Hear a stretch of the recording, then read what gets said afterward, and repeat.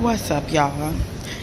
Hope you all are well. I'm at the airport where I seem to have lived for the last 3 weeks on my way to what will eventually be my last event in the States before I head back to New Zealand to host the Life Lift retreat.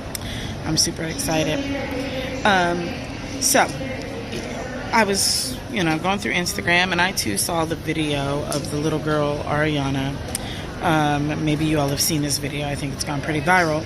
Little girl looking in the camera and saying she's ugly to her hairdresser, and then her hairdresser is affirming her. And and I was deeply moved by it, and I reposted it, and I put a content warning on there because the truth of the matter is that's a lot of our childhood experiences.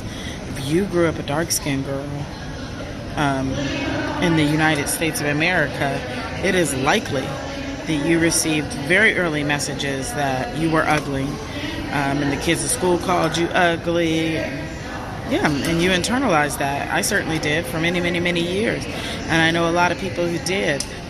And here's the deal, right? Because I see a lot of these things saying it's like, tell Ariyonna how beautiful she is, and yes, we should.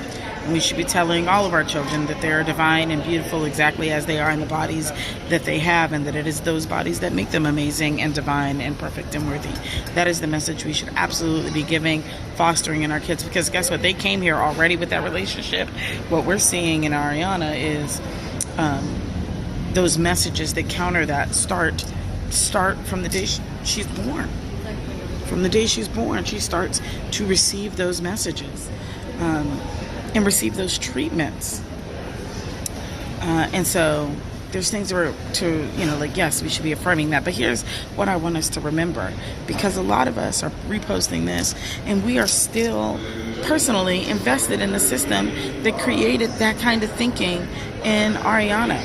We're still running around talking about whether or not an outfit is flattering on us. We're still running around telling little girls to suck their stomachs in. We're still running around telling our children they're so pretty to be dark-skinned. We're still being like, sit down and let me comb that nappy hair, right?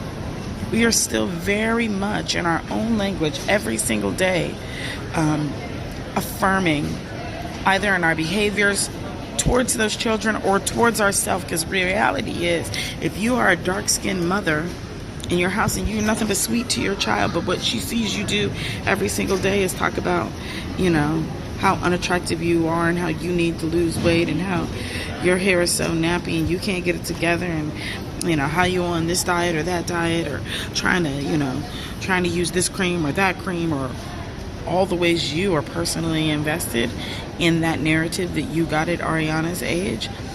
You're still relaying that message to that child. That child is still going to be believing that they're not enough, because if the person that they love who created them is not enough, then of course they can't be enough. It's a contradiction you cannot escape. In order to give our children a radical self-love foundation, we have got to practice it ourselves. We have got to divest. If you don't divest, you're going to raise kids who hate themselves.